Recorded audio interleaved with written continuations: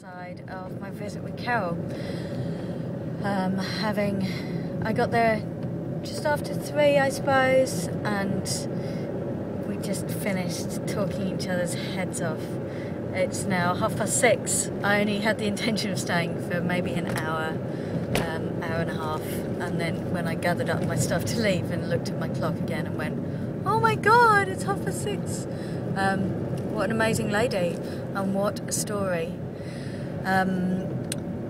She's just obviously really strong, really positive, hasn't been without lumps and bumps, having suffered from Hodgkin's disease for 8 years, and then taking the very brave step of having a bone marrow transplant once in remission.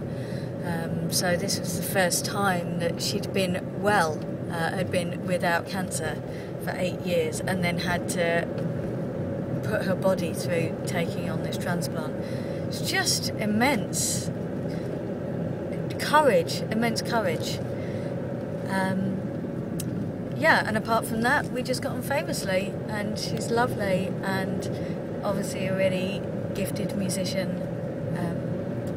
Not that I like the term gifted, actually. Gifted implies that you haven't worked like a bitch to get where you are. So dedicated musician is probably a better phrase. Hold on, let me not crash here. And it's a beautiful evening up in the Peak District, and I'm going to drive all the way back down south again. So here I go. It was really brilliant. I'll do a couple more of these, but I don't want each one to be too long, so that was just my first impression of an amazing woman, and I'm really privileged and delighted to be doing this piece. Yeah, I can't wait to get home now and get it finished. That's what's going to drive me 300 odd miles back home, is just going home, listening to the recordings and seeing what I can get, and get Counting Magpies finished. Yes. So there's a few things that particularly stood out from today which I want to preserve in the music. One is darkness, which Carol has obviously been through just the darkest times, all the different trials of drugs that she's had, and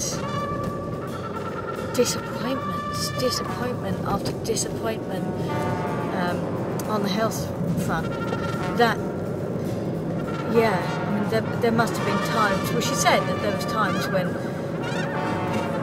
she's not necessarily herself been suicidal, but where she could understand why people become suicidal and take their own lives rather than dealing with this sort of stuff.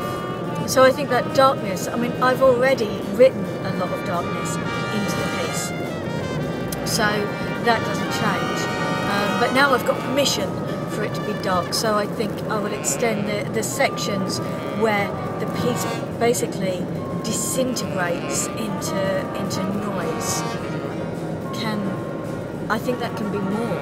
I'm hearing a bigger piece, and just that gradual disintegration, that kind of loss of hope. Yeah, I'd like that. I'd like to preserve that. I'd like that to come through more in the piece.